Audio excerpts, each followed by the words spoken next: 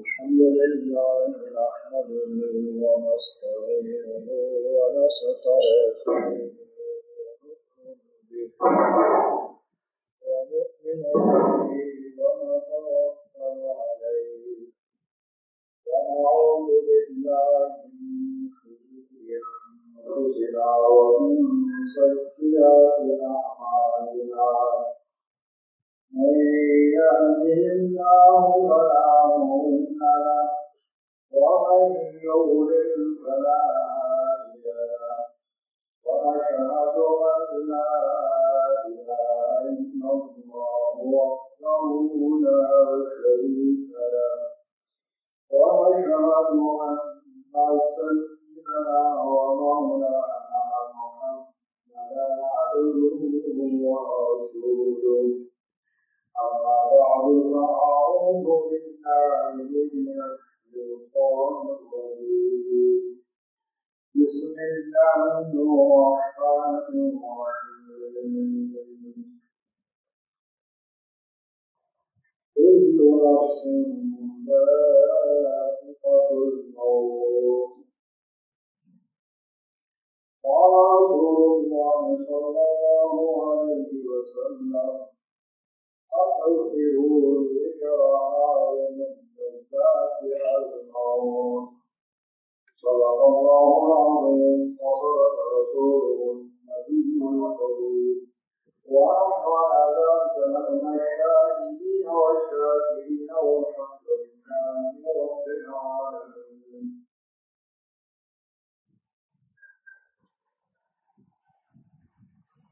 السلام علیکم. اللہ رب العزت نے اپنے پاک ارشاد میں یہ فرمایا جتنے بھی جاندار ہیں ہر جاندار پر موت آئی ہوگی.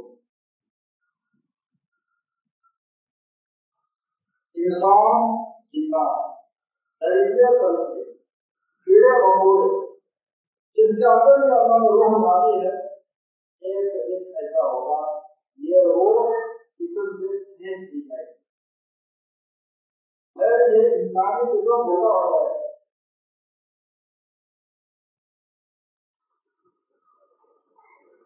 کیا مقصد ہے؟ دنیا میں آنے کا ایک مقصد ہے. وہ مقصد اللہ کی رضا ہے.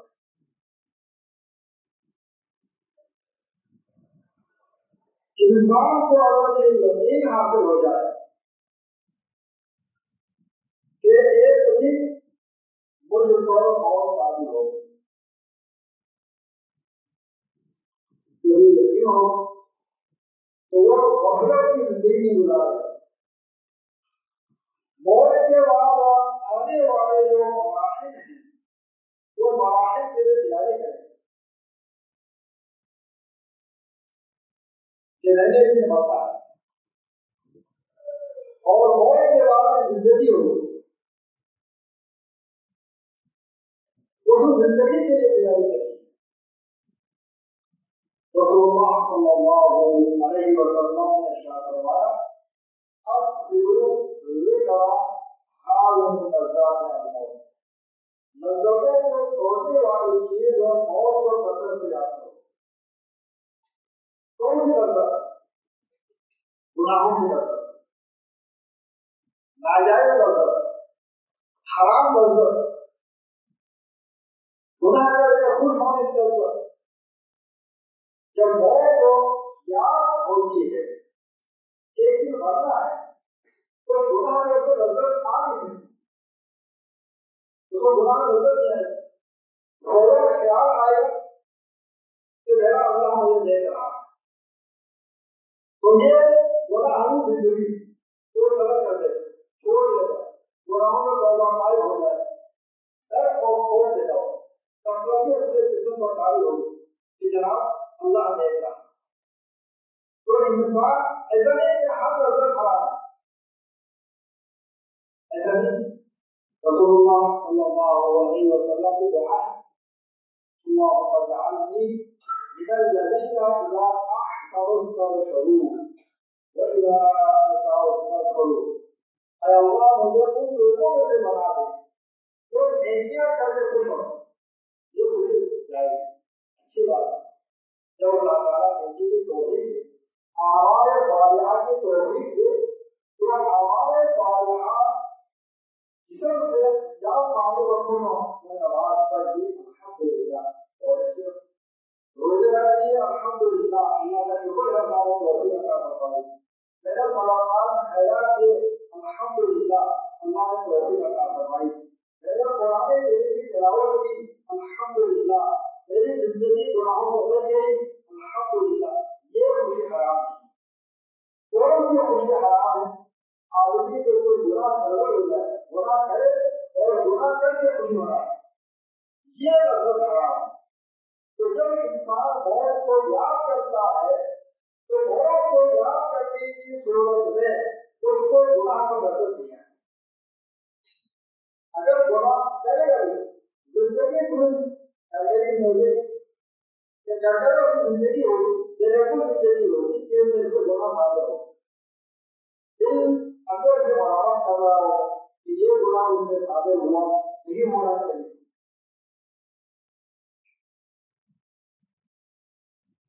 رسول اللہ صلی اللہ علیہ وسلم نے فرمایا کہ جس کی عصر کی نماز فوت ہو جائے، جس بندے کی عصر کی نماز فوت ہو جائے،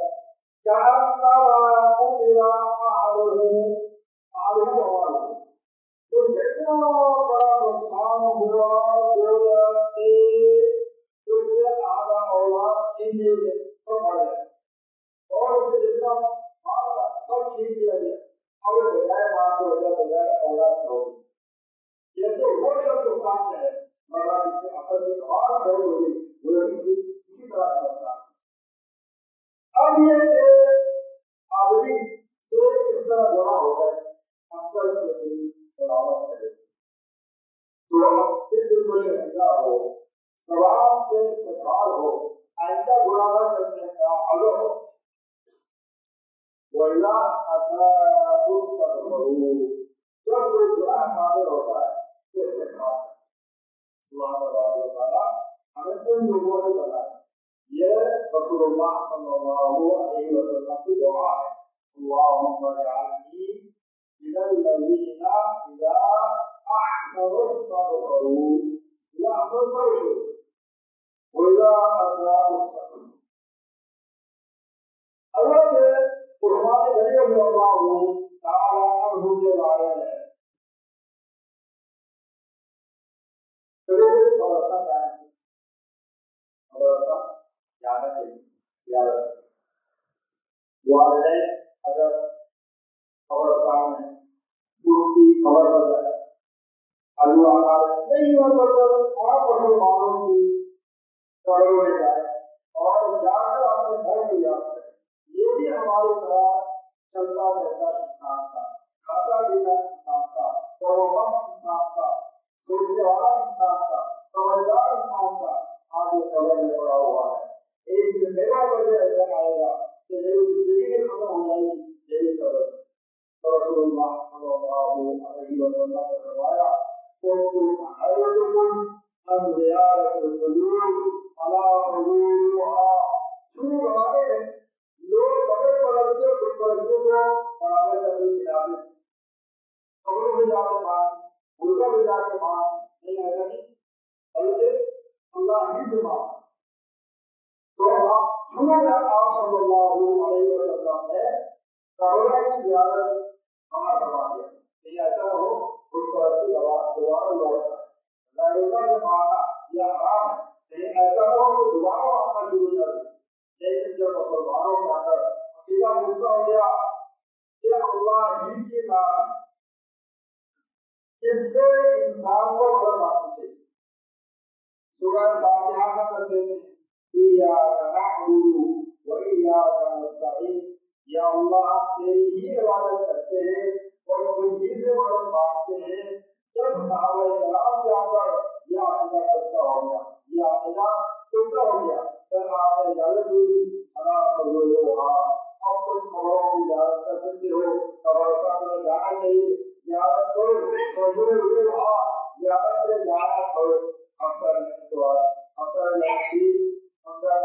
جمعہ یہ ایام ہے اس میں قبرستان جانا چاہیے، تو قبرستان جایا کرو۔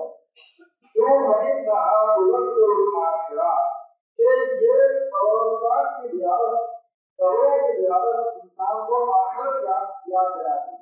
ایک روایت میں فإنها تزهد الدنیا، کہ انسان کو دنیا سے بے رغبت بناتا ہے، کہ دنیا کا مال، دنیا کی دولت، دنیا کا حسن، دنیا کا جمال، دنیا کا کمال، دنیا کا منصب، ان سب چیزوں سے جو ہے وہ انسان کو نکالتی ہے کہ دیکھو تمہارا اصلی ٹھکانہ جو ہے یہ دنیا نہیں ہے، یہ دنیا مسافر خانہ ہے، یہاں سے جانا ہے، کہاں جانا ہے؟ قبر میں جانا ہے، برزخ میں جانا ہے، حشر میں جانا ہے، اس کے بعد تک آخری ٹھکانہ ہے کہ جنت ہوگی یا جہنم ہوگی۔ اس کو سوچو اور اس کی تیاری کرو۔ حضرت عثمان غنی رضی اللہ تعالیٰ عنہ کے بارے میں آتا ہے جب وہ قبرستان جاتے تو قبرستان میں جب جاتے تو داڑھی مبارک پر ہو جاتی، سینہ کھڑ ہو جاتا اور ہڈیاں لے کر روتے۔ صحابہ نے پوچھا اے امیر المومنین، آپ جنت اور جہنم کے تذکرے سے اتنا نہیں ہوتے، جنت اور جہنم کے تذکرے سے اتنا نہیں ہوتے جتنا کہ آپ جو ہے قبرستان میں جا کر روتے، کیا وجہ ہے؟ رسول اللہ صلی اللہ علیہ وسلم نے تلاوت فرمائی، جہاں کہیں جنت کا تذکرہ آتا وہاں روتے تلاوت کرتے اور اللہ تعالیٰ سے خوب مانگتے، اللہم انی اسألک الجنہ، اللہم انی اسألک الجنہ، اے اللہ میں آپ سے جنت مانگتا ہوں، اے اللہ میں آپ سے جنت مانگتا ہوں۔ اس کے بعد پھر آگے تلاوت شروع فرماتے، جہاں کہیں جہنم کا تذکرہ ہوتا تو آپ صلی اللہ علیہ وسلم رک جاتے، تلاوت بند کر دیتے اور پھر یہ نا جہنم سے پناہ مانگتے، اللہم اجرنی من النار، اللہم اجرنی من النار، اللہم اجرنی من النار، اللہ مجھے جہنم سے بچا لے، اللہ مجھے جہنم سے بچا لے، اللہ مجھے جہنم سے بچا لے۔ حدیث شریف میں آیا جو بندہ 3 مرتبہ مسلسل جہنم سے پناہ مانگتا ہے، جہنم اللہ سے عرض کرتے اللہ اس کو مجھ سے دور رکھ، جہنم خود اللہ سے دعا مانگتی ہے اس بندے کو میرے پاس دینا، یہ مجھ سے جو ہے کیا کرتا ہے، مجھ سے نفرت ہے۔ تو جنت اللہ سے مانگتے، جہنم اللہ سے مانگتے۔ تو صحابہ نے کہا امیر المومنین آپ جنت اور جہنم کی یاد سے اتنا نہیں ہوتے جتنا کہ قبر کی یاد سے ہوتے ہیں، قبرستان میں آگے ہوتے ہیں، آخر کیا وجہ ہے؟ حضرت امیر المومنین عثمان بن عفان رضی اللہ تعالیٰ عنہ نے فرمایا کہ القبر اول منزل من منازل الآخرہ، یہ آخرت کی پہلی منزل ہے۔ جب انسان کی دنیا کا آخری دن ہوتا ہے اور آخرت کا پہلا دن ہوتا ہے تو یہ جو ہے نا اس کو یہاں قبر میں سابقہ پڑتا ہے، قبر میں سابقہ پڑتا ہے۔ اللہ اللہ، اس لیے اگر جس کی یہاں سے نجات ہوگی، کیا نجات ہوگی؟ رسول اللہ صلی اللہ علیہ وسلم نے فرمایا دیکھو جب انسان کو قبر میں رکھ دیا جاتا ہے اور عزیز و غالب مٹی ڈال ڈالتی منہا خلقناکم وفیہا نعیدکم ومنہا نخرجکم تارۃ اخری۔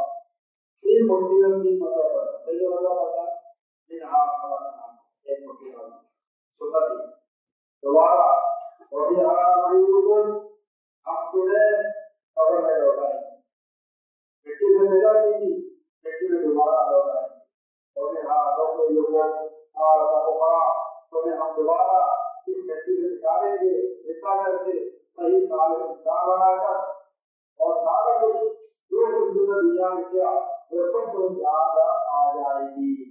یہ میرے والد ہیں، یہ میری والدہ ہیں، یہ میرے چچا ہیں، یہ میرے بھائی ہیں، یہ میرے بابو ہیں، یہ میرے دوست ہیں، سب کچھ، اور میں نے دنیا میں یہ کام کیا تھا، سب کچھ یاد آ جائے گا اور میدان محشر میں جمع کیا جائے گا۔ تو وہاں یہ تو بات کے مراحل ہیں،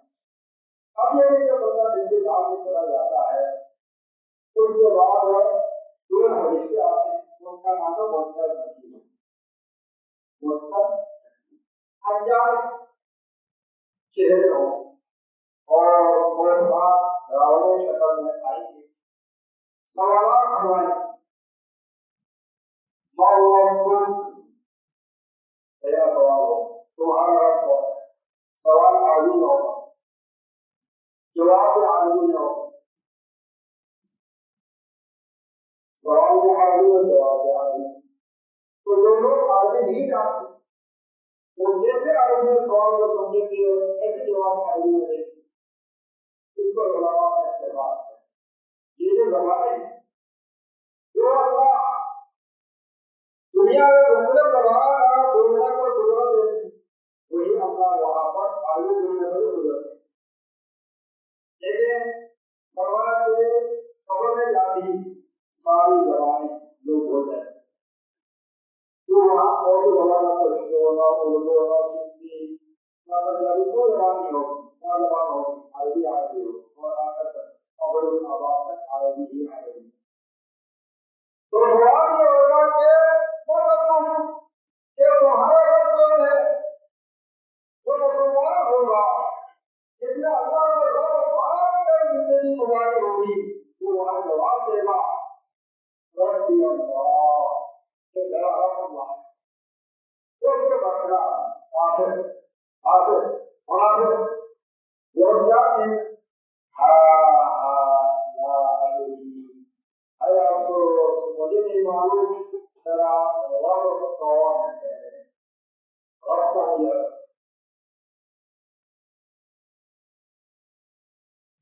پھر سوال ہوگا ما دینک، تمہارا دین کون سا ہے؟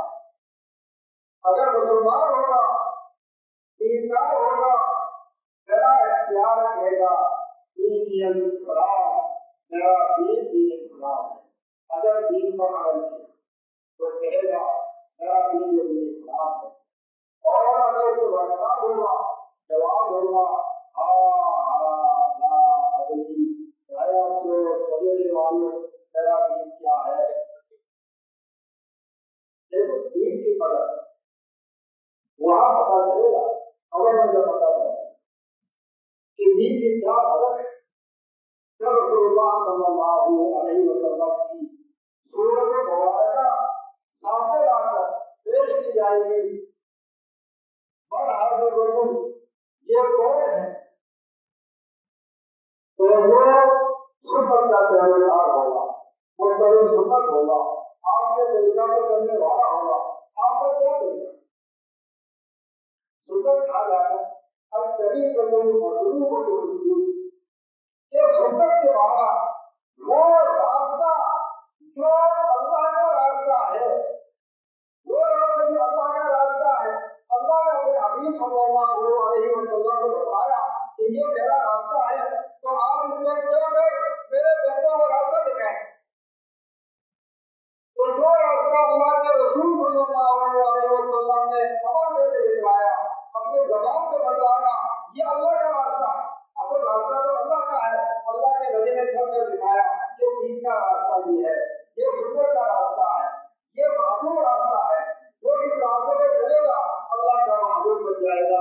ان کنتم تحبون اللہ فاتبعونی یحببکم اللہ، اگر تم اللہ کا محبوب بننا چاہتے ہو تو میرے راستے پہ چلو، میرے طریقہ پہ چلو، تم اللہ کا محبوب بن جائے گے۔ یہ اللہ کے نبی کے ذریعے اللہ نے اعلان کروایا، اس کو کہتے ہیں سنت کا راستہ۔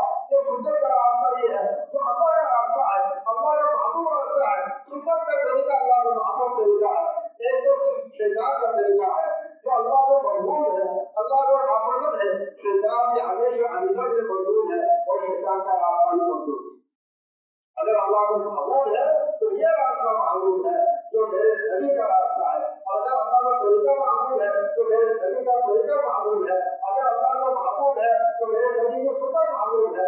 اگر اللہ کو محبوب ہے تو میرے نبی کا ہنسنا محبوب ہے، میرے نبی کا رونا محبوب ہے، میرے نبی کا چلنا محبوب ہے، میرے نبی کا جو سننا محبوب ہے، میرے نبی کا جاننا محبوب ہے، میرے نبی کا نماز پڑھنا محبوب ہے۔ ہر چیز اللہ کو محبوب ہے، نبی کا طریقہ۔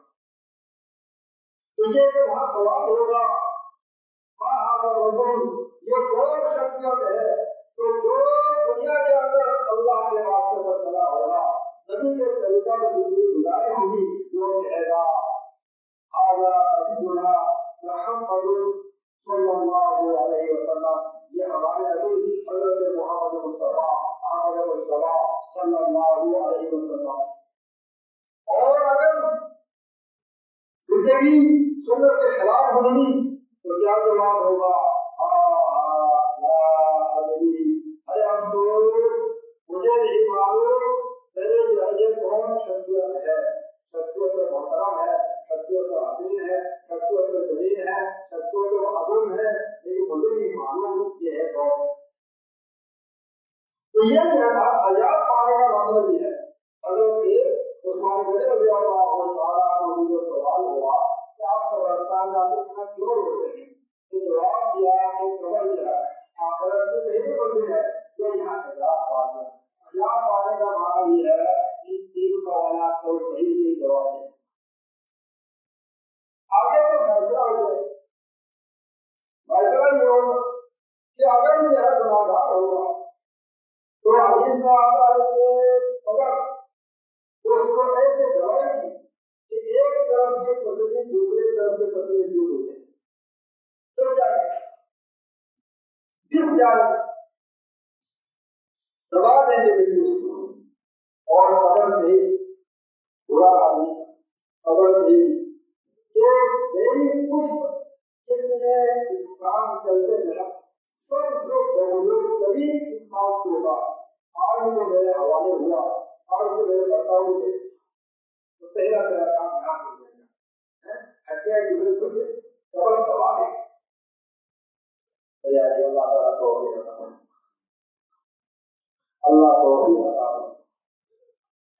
بہت حدیث شریف آئے دیکھو، استغفروا من الليل فإن عامة عذاب القبر منه، پیشاب کے چھینٹوں سے پرہیز کرو، اس بار پیشاب کی چھینٹوں سے پرہیز کرو، پیشاب کر کے اچھی طرح جگہ کو صاف کرو، نہ کپڑے میں لگے نہ جسم میں، اگر لگا تو اس کو دھو لو۔ کیوں؟ پیشاب سے احتیاط نہ کرنے کی وجہ سے قبر میں بڑا سخت عذاب ہوگا، قبر میں سخت عذاب ہوگا۔ رسول اللہ صلی اللہ علیہ وسلم ایک تشریف لے جا رہے تو قبریں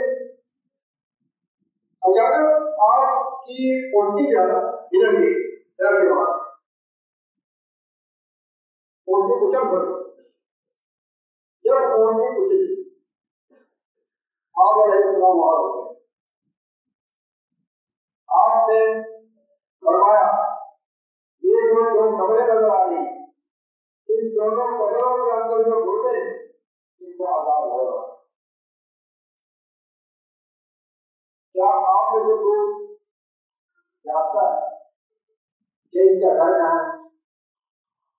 تو صحابہ نے ہمیں معلوم نہیں، کھلا ہوا ان کے گھر میں جا کے پوچھو کہ ان کا کیا اعمال تھے جس کی وجہ سے ان کا عذاب ہو رہا۔ تو واپس آئے، ایک کے گھر والوں نے بتایا یہ جو ہمارا بندہ تھا یہ جانور چراتا تھا اور پیشاب سے پرہیز نہیں کرتا، آپ بتانا ہو جائے گی، اس کو عذاب ہونے ہو جائے گی۔ دوسرے کے گھر والوں نے بتایا یہ بندہ چڑھنے لگتا، ہمارے گھر کا جو مالک تھا بیوی نے بتایا، بچے نے بتایا، یہ چڑھنے کرتا، ایک ہی بات وزیر میں پہنچاتا، شکایتی ٹوٹوں کا شکایت کرتا تھا، اور شکایت کی وجہ سے چڑھنے کی وجہ سے اس کو یہ عذاب ہوا۔ تو کہتے شکایتی ٹوٹوں شکایت کرتا، لڑایا تو لگاتا، تو یہ آپ نے فرمایا گناہ ایسا ہے کہ یہ قبر میں عذاب کا سبب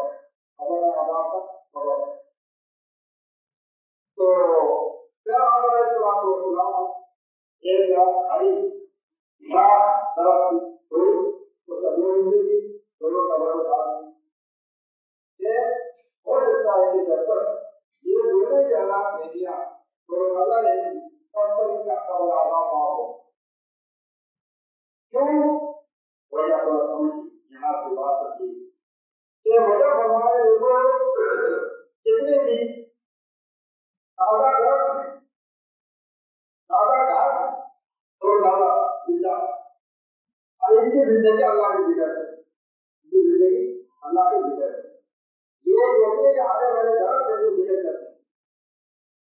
تو جب تک یہ میرے ساتھ جو گاڑی یہ شاخیں ہری رہیں گی تب تک اللہ کے ذکر میں انہوں نے تو ذکر کے برکت سے عذاب قبر نہ ہوگا. اللہ کے رسول نے فرمایا. تو جب ایک ہرے بھرے درخت کے ذکر سے ان کی زندگی رہی، تو جب ایک انسان ذکر کرے گا کیا اس کا دل کوئی مانا کیوں؟ جو انسان اللہ کا ذکر کرتا ہے تو رسول اللہ صلی اللہ علیہ وسلم نے فرمایا مثل الذی یذکر اللہ مثل الذی یذکر اللہ والذی لا یذکر کمثل الحی والمیت. فرمایا جو اللہ کا ذکر کرتا ہے اس کی مثال زندہ ہے، وہ زندہ ہے، اور جو ذکر نہیں کرتا ہے اس کی مثال ہوگا وہ مردہ. ذکر کرنے والا زندہ ہے اور ذکر نہ کرنے والا مردہ ہے. یا اللہ کے حبیب صلی اللہ علیہ وسلم نے فرمایا. تو میں یہ بتا رہا تھا کہ قبر میں عذاب ہونے، رسول اللہ صلی اللہ علیہ وسلم نے فرمایا جب فرشتے قبر میں مردوں میں پٹائی کرتے ہیں وہ کس قدر چیختے ہیں، کس قدر چلاتے ہیں کہ انسان اور جنات کے علاوہ ہر مخلوق وہ بھی چیزیں پکار کی آواز سنتی ہے. قبر میں جو پتا ہوتا ہے جب فرشتے گناہگار وہ فرشتے پٹائی کرتے ہیں اتنے زور زور سے چیختے ہیں چلاتے مار کھا کر کہ انسان اور جنات کے علاوہ ہر مخلوق ان کی یہ آواز سنتی ہے. اتنا سخت قبر میں جانا ہوتا عذاب ہوتا. اس لیے رسول اللہ صلی اللہ علیہ وسلم روزانہ یہ دعا مانگتے تھے اللہم انی اعوذ بک من عذاب القبر، اللہم انی اعوذ بک من عذاب القبر، اللہم انی اعوذ بک من فتنۃ القبر. تو یہ آپ علیہ السلام دعا قبر کی سختی سے پڑھا اللہ میری حفاظت کرنا. تو قبر کی تیاری حضرت عثمان غنی رضی اللہ تعالی عنہ کے رونے کی وجہ سے یہ قبر کا مرحلہ بڑا سخت مرحلہ ہے، بڑا کٹھن مرحلہ ہے. قبر کا مرحلہ بڑا کٹھن مرحلہ ہے. تو اس لیے جو ہے ہمیں قبر کی تیاری کرنی اور قبر کی تیاری کے اندر ایک اور اعمال کے علاوہ ذکر اللہ کا اہتمام. یہ حدیث آپ نے فرمایا جب تک یہ دونوں درخت ہرے بھرے رہیں گے اللہ کا ذکر کریں گے، دونوں شاخ اللہ کا ذکر کریں گے، ذکر کے برکت سے مردہ جو ہے کیا ہوگا قبر کا عذاب سے محفوظ ہوگا. نماز یہ اللہ کا بڑا ذکر ہے. حدیث قرآن کا ہے آخر الصلاۃ لذکری، نماز پڑھو مجھے یاد کرنے. اس پر انشاءاللہ تعالی قبر کے متعلق مزید بیان آئندہ جمعہ انشاءاللہ تعالی ہوگا. وآخر دعوانا الحمد للہ رب العالمین.